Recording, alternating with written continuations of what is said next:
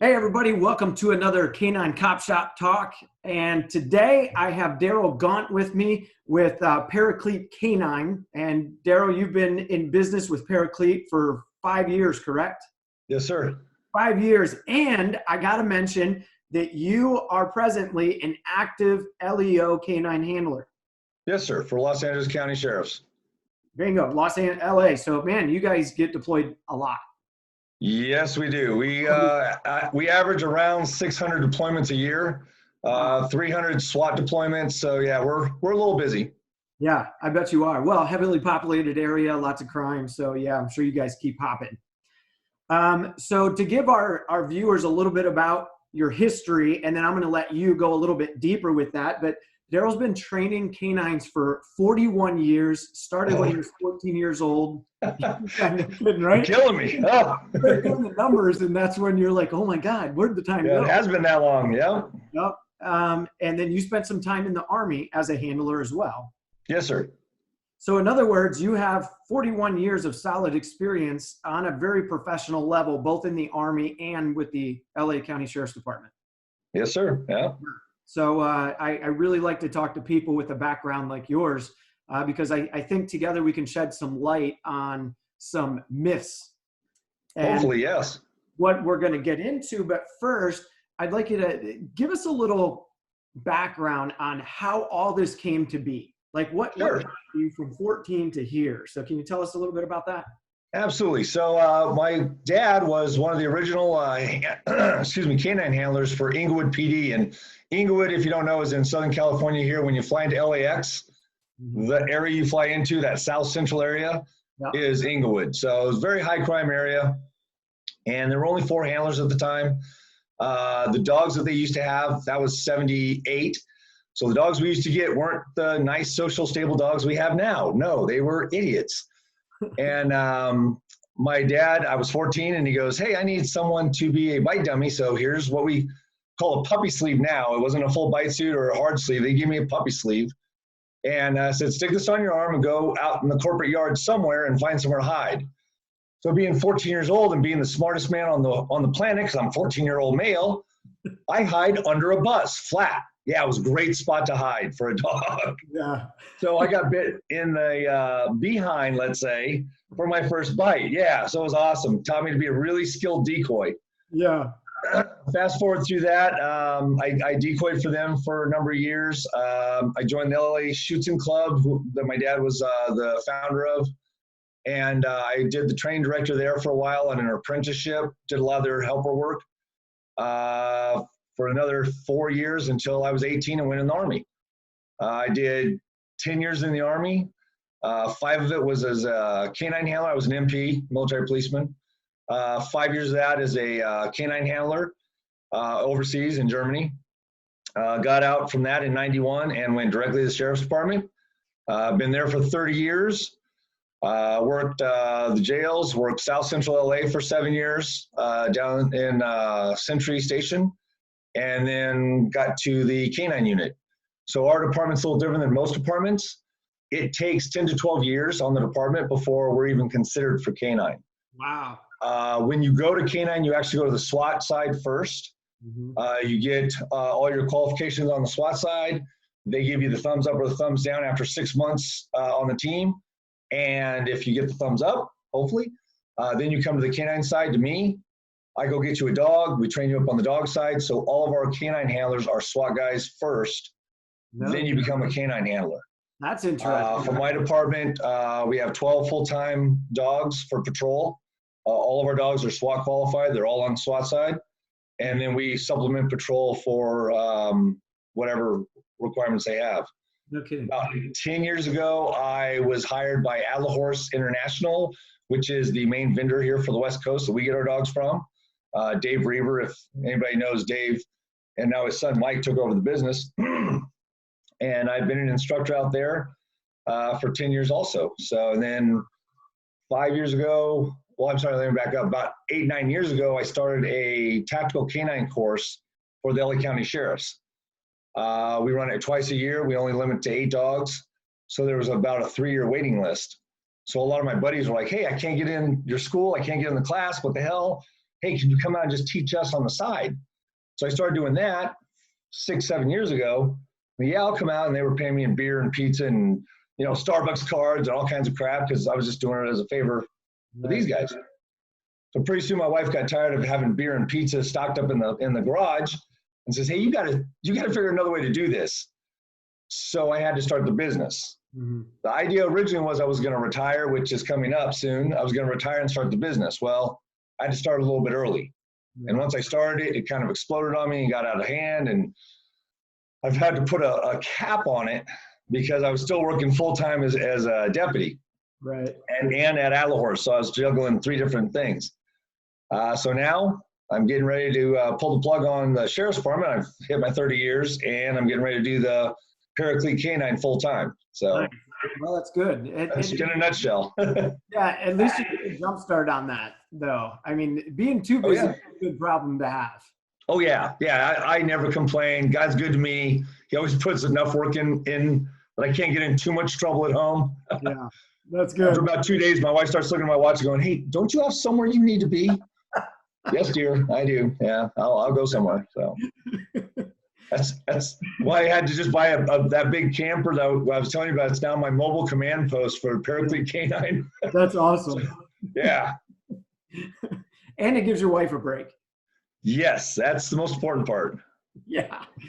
Okay, so let's dive into this topic of discussion. And Daryl and I, we've had a time to chat prior to shooting the video, and we decided that something that he's very passionate about is obedience and having control of your canine. Now, there's a lot of misconceptions out there that obedience training is going to ruin other aspects of the job. And I argue from a scientific standpoint, specifically a psychological standpoint, that obedience is behavioral rehabilitation.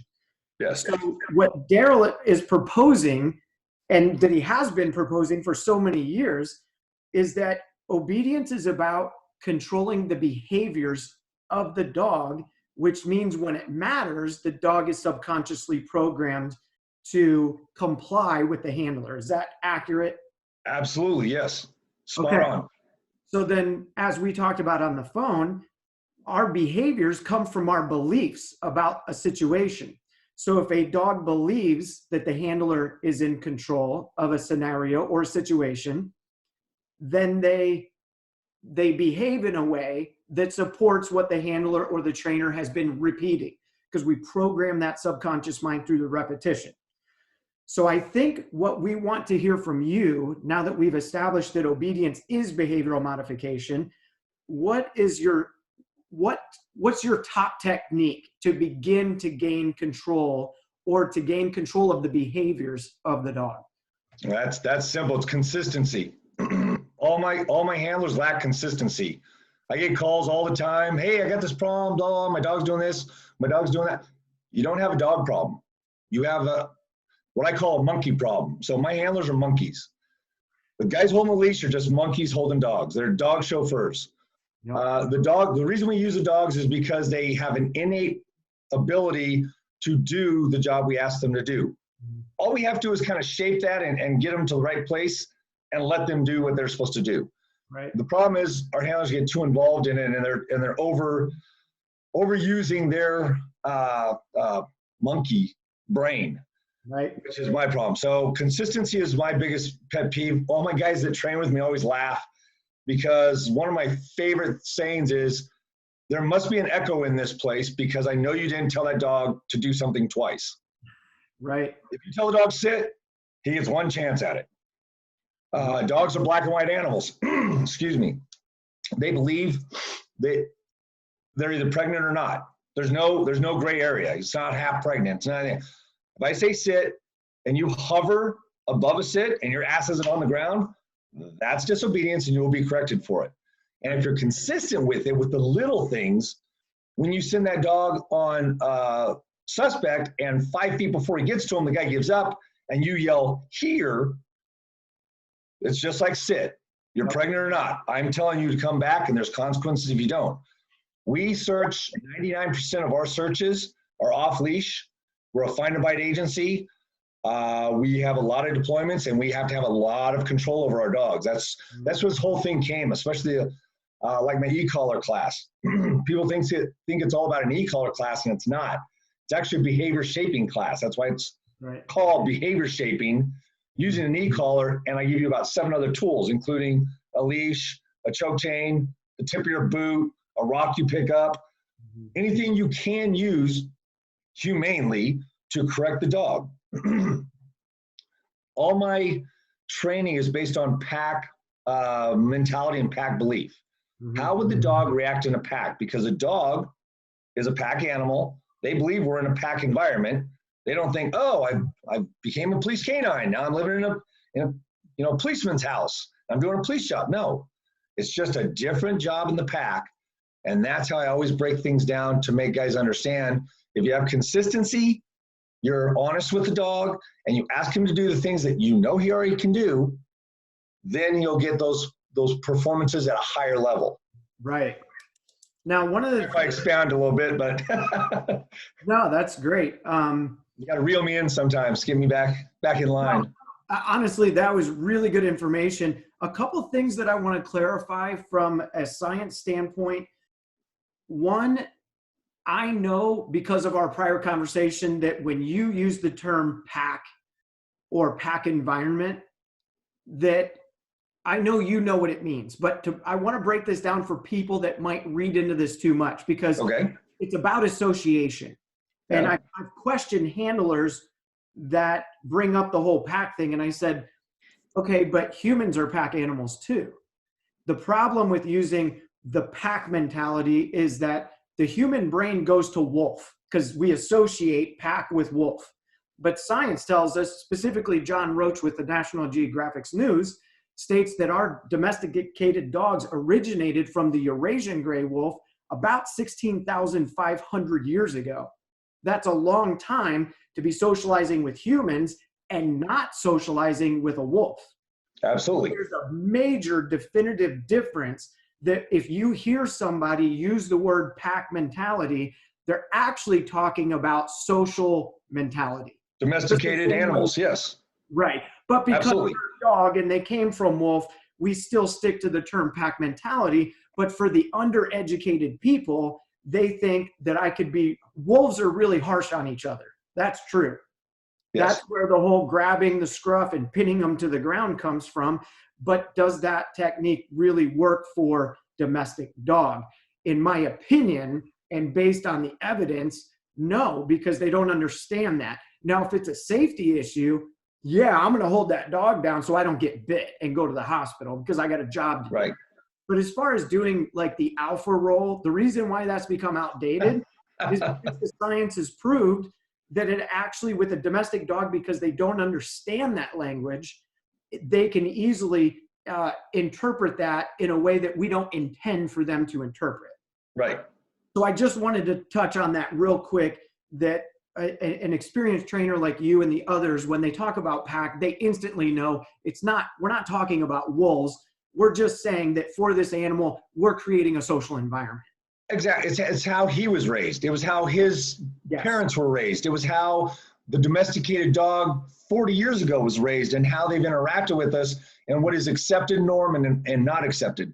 Right. You can't take the domesticated dog and put him back into a wolf pack and expect him to survive. He's going to be like, what is this? I don't understand.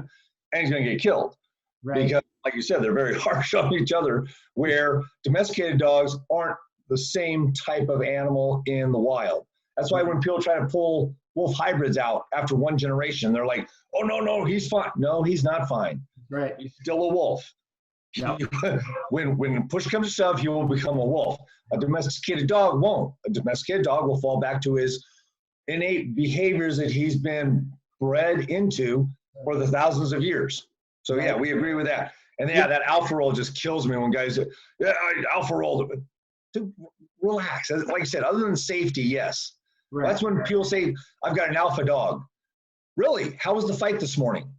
Yeah. And they're like, what do you mean? Well, if you have a true alpha dog that you're talking about in a pack mentality, in the wolf pack, he's going to fight you every single time he meets you for that role.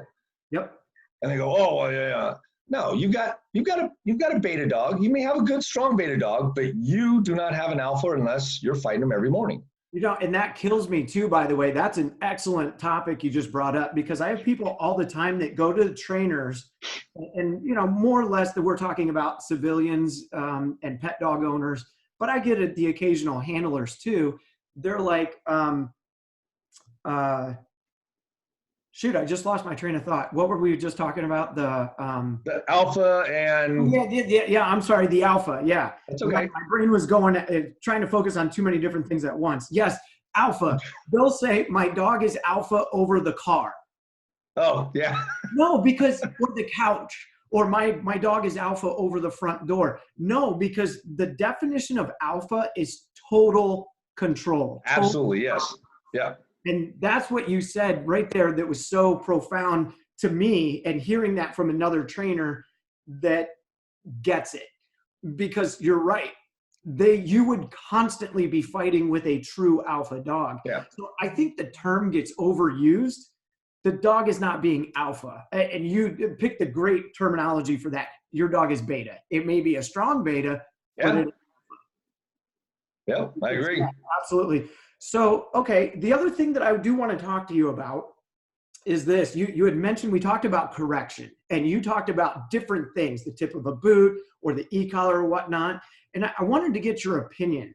About a decade ago, I created a definition of correction. So It's different than what you'll read in the dictionary, and not too many, anybody that goes to my psychology class, they'll hear this. And then I want to take a moment to explain and then get your insight and how you've experienced this exact same thing. Cause I already know you're gonna make my head hurt again, right, Brian? You're gonna keep it simple. Remember, I'm a cop. Okay. So my definition of a correction is this: a correction is a stimulus greater than the stimulus the dog is focused on. So let me say that again. I'm following you. Yeah. Okay. So think about it. And scientifically, this is what we know. The thalamus, which I've talked about in a lot of my videos, is like the old school operator. It has to determine, okay, you want me to send you where, and then we plug it in, the old school switchboards. Right. That's what the thalamus does. So that's where we get auditory exclusion. That's where we get the dog zoned in and focused, because the thalamus, its job is to determine where to send information to. The concept of dog training is that we have to create a punisher, which can be painful. I like to think of it differently. A correction is about bringing the dog's focus back on you as the handler, which means there are levels that I need to go to. If the dog simply smells a cat, I might be able to use the vibrate on an e-collar because the focus is only here. But then the dog sees the cat. Now his focus goes up because he's starting to tap into that prey drive. I agree. Not gonna work. I agree. The thalamus focuses on what's most important, and the lesser correction is not going to interrupt the brain to pull the thalamus off of what it's focused on. Right. And then if the dog engages in the chase, well, now that's through the roof, even whatever setting you are on in the mid-range isn't going to work when it's up here. So there's these different levels. But I think that most people and handlers think it's about pain. Right. It's not. The dog is exhibiting a behavior because of what it's paying attention to. And our goal as trainers is to bring the attention back to us. Now, can I ask you one thing about that? Go for it. Yeah. So, and the reason why I double clutched when you first said it is, and this is the way I teach with the e-collar and everything else, is as the stimulation level goes up, you see a bite suit come out on the field. Stimulation went up a whole lot. A minute ago, I was just playing with your toy in front of you. Now the stimulation went up because now the big toy's out on the field. So your titration, or what I call the titration, is the level of electrical stimulation or correction or whatever you're using, has to go up also. Now, at one point, the dog understands through consistency, every time I don't listen to you, no matter what this is out here, this distraction is out here, I'm going to get a correction, I can lower those correction levels back down. So when you first said it, I was like, well, the correction doesn't always have to be over the top of a female in heat. Yeah. One of the biggest things I tell guys, and I explain it, the reason for an e-collar is if I send a dog in the backyard and I've got a suspect on one side with a gun and a female in heat on the other side of the yard, what makes the dog go towards the guy with the gun as opposed to the female in heat? Because that's the biggest attraction. We've all been in a bar at, 19, 20 years old. We all know the female in heat is going to attract the dog. That's right. What keeps the dog from going to her first and go take care of the bad guy? And then then he can run over to the female and he can go, hey, did you see what I did over there? Yeah, hey, how you doing? So the idea is the dog knows there's going to be a correction if you don't do it. Now, I don't have to hit him at a 127 on a dog truck just when he goes in the backyard, because through consistency, repetition, association, and training, I've hit him at, say, a 20 or a 30 when he's even thought about going out the wrong way and kept him in line. So now he knows that 127 is hanging out there, but I don't have to hit him with it. I can hit, if he starts veering towards the female in heat, I can hit it on a 15 or 20. He goes, whoa, okay, hey, we're better than that. I'm good. And then goes back into his job. Is that following along? Okay. Yeah, right. Because in the beginning, it's going to be higher because the dog is so focused. But as the dog learns, so this does get into operant conditioning. I just feel like there's too many people that are creating bad experiences for the dog because their mindset says, if the dog disobeys, it's rebellious. It's being rebellious. So therefore, I need to punish this dog so he learns his lesson. Right. The question is, are we actually dealing with rebellion, or is it natural instincts in the dog? You follow me? Yeah, or improper training through repetition association that you've allowed them to get away, and now they're doing what you've allowed them to do, but you don't realize it, and you think they're being disobedient to you when you've allowed it to happen before. Yeah, I completely agree with you. Okay. And so you may be at a higher level to interrupt the brain, but with repetition and the key word that you use, consistency, the dog makes that association. And that's where it trickles into operant conditioning, that it's an unpleasant stimulus. But I guess the whole point in bringing this up, which you've brought up some really good topics within the idea of correction, I'm looking to rechange the thoughts of or in handlers about correction. Is correction something that should be extremely painful all the time? The answer is no, because the mission is not to create a painful, overly aversive condition. It's about bringing the dog's attention back to you. Right. I just think there's so many different methodologies. There's so many different ways of training a dog. That's something we talked about before I hit record on the video. Right. People tend to harness the belief about what a correction actually is or what obedience actually is. You know how many people I talk to that don't understand that obedience training is behavioral rehabilitation? It is behavior modification. Absolutely. So they don't understand that. And so that's why I'm really glad that you brought that up. Well, I've got a better one for you. I've got trainers that I ask, how often do you do obedience? Oh, 2 or 3 times a week. I go, no, you actually do obedience every single contact you have with your dog. Yep. Every time. You're doing some type of obedience. It may not be a regimented routine, but if you walk outside and your dog jumps on you and you knock him down and tell him to stop it, or tell him to stay when you shut the gate, you're doing obedience. Right. If you let him get away with it a little bit here and a little bit there, it's like the kid. I think of it like a 5-year-old kid. If you let them get away with an inch here, an inch there, before you know it, they're running amok, running down the hallway with scissors and a lighter lit, because you let these little things slide. And in the dog's mind, they believe, wait a minute, you didn't correct me on that one, so I'm allowed to do that now. And then you correct them 3 days later for it, and it's not fair to the dog, number one. So you create conflict between you and the dog. Number 2, you're shaving off a little bit of that trust each time, I believe.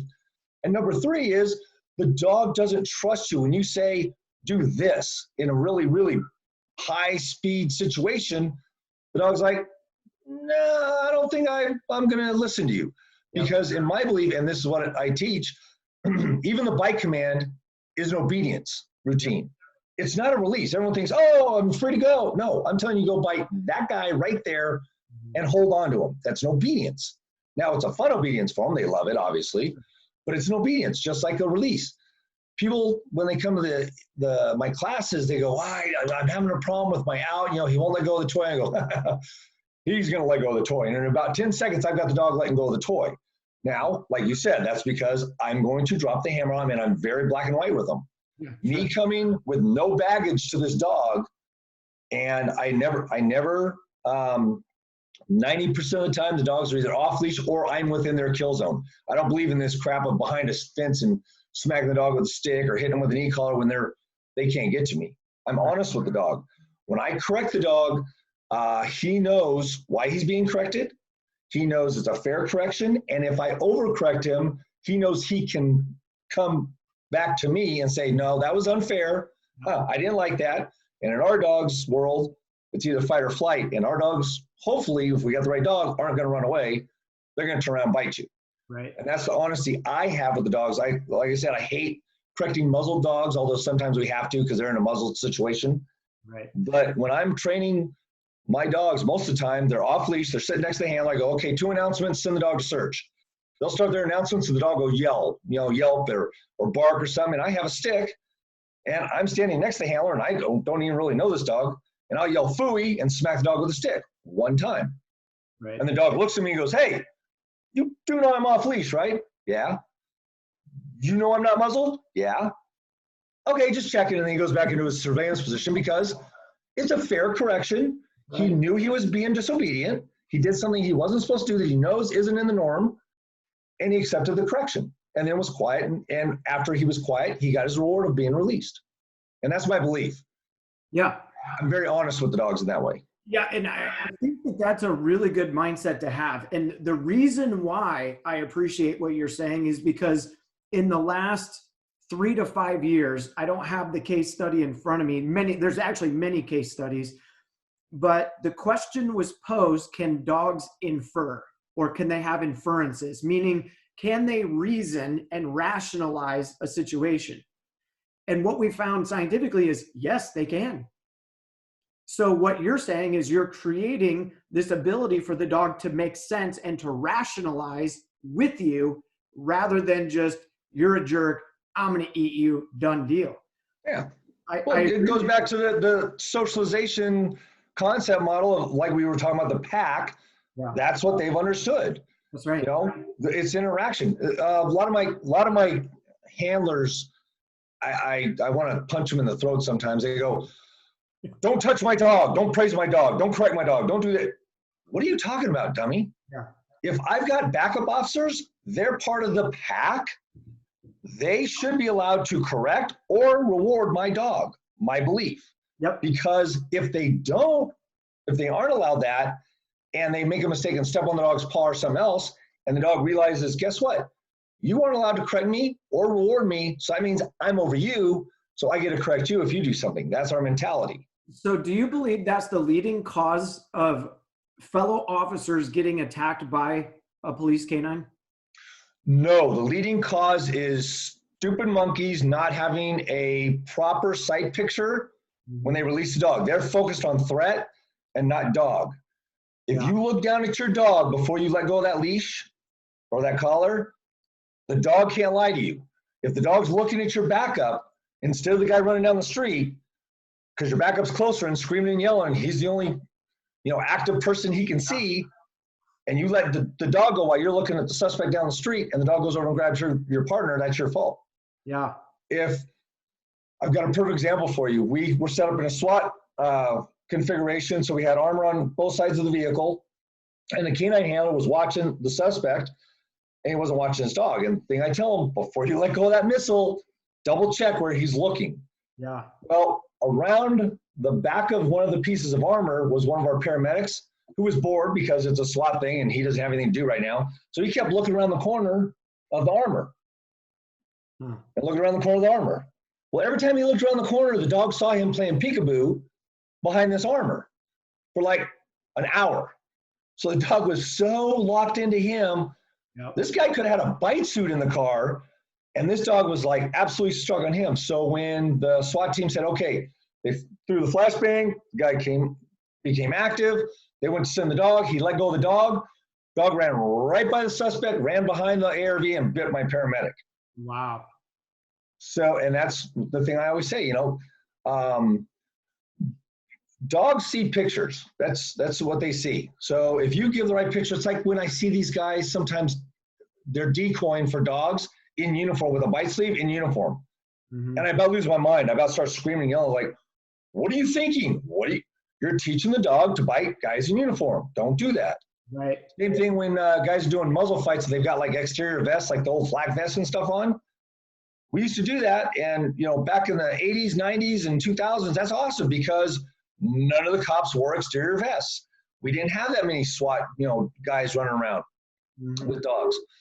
Nowadays, everybody's wearing external vests. So those vests look just like a tactical guy. Right. So if you're protecting your ribs with a vest on the outside of your clothes, all you're doing is teaching your dog, oh, it's okay to bite the guy in the exterior vest. So I always tell guys, put a sweatshirt, put some over that. Dogs are visual animals. They see pictures. If they've seen the picture before, I've got 1,000 stories, but I'll give you just one. We had a really, really seasoned street dog. Been on the streets 4 or 5 years. He was a stud. We're at a burglary call.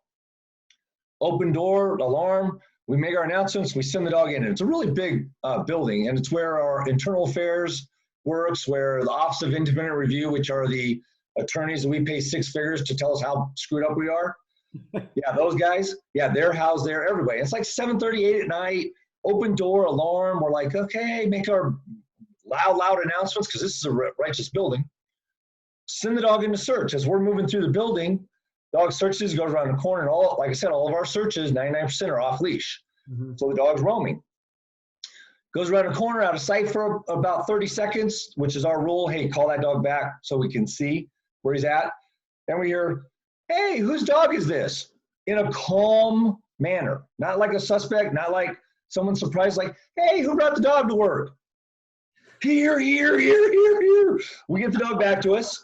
We move, and here comes this guy in a 3-piece suit, you know, with his jacket off. Hey, guys, what's going on? You guys doing some training in here? Yes, sir. That's what we're doing. Who are you and why are you here? Turns out he was one of the attorneys for the Office of Independent Review that tells us how bad we're screwing shit up. Yeah. And we're like, did the dog come in? He goes, yeah. So we debriefed him. He's like, it turns out he's the one that set off the alarm, and it was a false alarm, but thank God our dog didn't bite this guy. So we go, hey, what happened? What was going on? He goes, yeah, I'm sitting at my desk. I'm writing. I'm doing some reports. Dog comes in, came around the back of the chair, looked under the desk, like looking for a guy hiding, walked back out, looked at me, and went out in the hallway. And that's when I called, hey, whose dog is this? No way. I'm like, holy crap. Well, we went back to our shop. We broke it down. We hot washed it. The dog had never seen just the guy sitting there on the phone, passive. He'd never seen the guy just sitting at the desk. He'd always seen the guy pulled up in a corner hiding. So that was the picture he was looking for. Right. It's just like every once in a while you go to trainings and you'll see the old scenario of the janitor pushing the broom down the hallway. Have you ever seen that one? And dogs run right by him. Yep. You know, I've had a suspect in the backyard, airships overhead going, yeah, your suspect's in the backyard. Okay, we send the dog. He picks up a garden hose and starts watering the flowers. And dogs haven't seen that picture before, will bypass that guy. They're looking for the guy in the shed hiding in the corner. Yeah. So dogs are picture animals, so it's super important for me to make the dog understand that. So we went back and we taught our dogs. Now, thank God that worked out really well for us because the guy's like, wow, you guys have got great dogs. And the next independent review study, they're like, oh, those canine guys are great. They're always training. And, man, those dogs are under control. And we're like, oh, yeah. Yeah, right. We went back to our shop and we started teaching the dogs, even passive man just standing there, you know, sitting there talking on a phone. It's one of my favorite exercises. 2 guys playing cards in a room. Send the dog in on a bite command. And you'll be surprised how many dogs will run around the table 3 times, look at everybody, and run back out. Yeah. Well, and the interesting thing about that, a really good story, I'm glad you brought that up because when I was writing my research paper on, of course, dogs and the belief system of dogs and all that other stuff, and humans and how our belief has a negative effect on dogs at times, I was interviewing Dr. Voss from Purdue. And we were talking about this, and he said, well, we only learn through what we call embodied cognitions, experiences. God, Brian, here you go again. Mongol horror. Well, he broke it down. What he said was, for example, if I'm trying to tell you what true love is all about and you've never been in love, you can't possibly understand what I'm talking about. You have to have the experience of it for your brain to make sense of that information. Right. And that's exactly what you're talking about. The dog has not had an embodied cognition or an experience to tell him what the rules are within those experiences. Yes.